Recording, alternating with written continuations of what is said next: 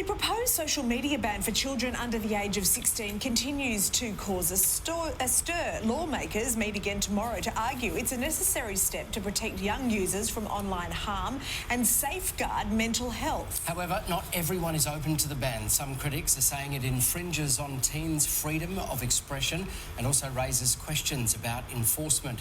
And for more, we welcome digital wellbeing researcher Dr. Jo Orlando. Jo, welcome to the show. Hello. So this latest news is that Snapchat would be exempt from the social media age limit legislation. What's your take on this? I've just done some research and about 95% of teenagers in the first couple of years of school use Snapchat. So this is really important.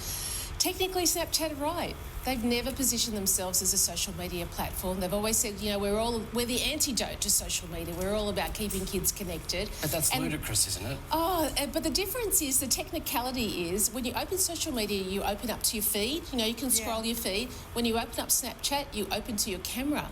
Yeah. And they're saying, well, you take photos, you connect with your friends. So technically, they're right, and they've got a long history of kind of positioning themselves as, we're not social media, we're something much better.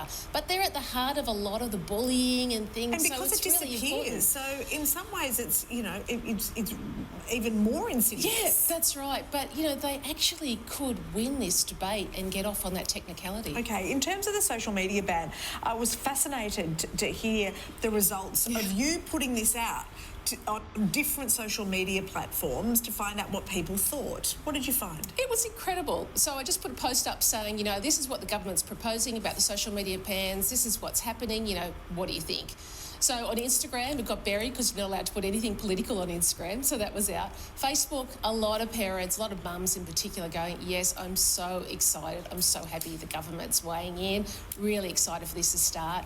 On LinkedIn, a lot of experts, like a real deep dive, going, how is this thing going to work? There's so many holes in this legislation. Everyone wanting to protect young people, but, there's a lot of issues with this legislation. But on TikTok, I'm fairly new to that, and it went like crazy, still going, like 30,000 views, hundreds and hundreds of comments. And people were really anti the ban. Mostly parents saying, well, hey, I'm the parent. I think the government's overstepping the mark here. I'm the one who decides what I do with my teenager. And then the other issue is around kind of age assurance. So we've been thinking, once they're 16, they'll have to show their ID. But it doesn't quite work like that. Where anyone who is using social media has to prove their ID. So it will be uploading of everyone's ID, not just the young people.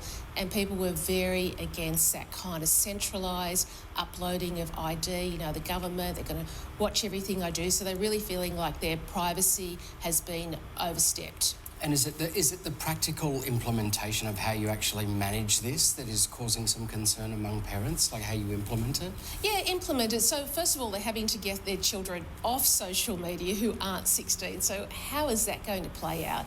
And then there are so many ways of getting around the legislation, with a lot of parents commenting, well, I'm just going to let my child use it anyway. They can use my ID, or, we can get around it. So a lot of parents thinking that they will continue it in their home.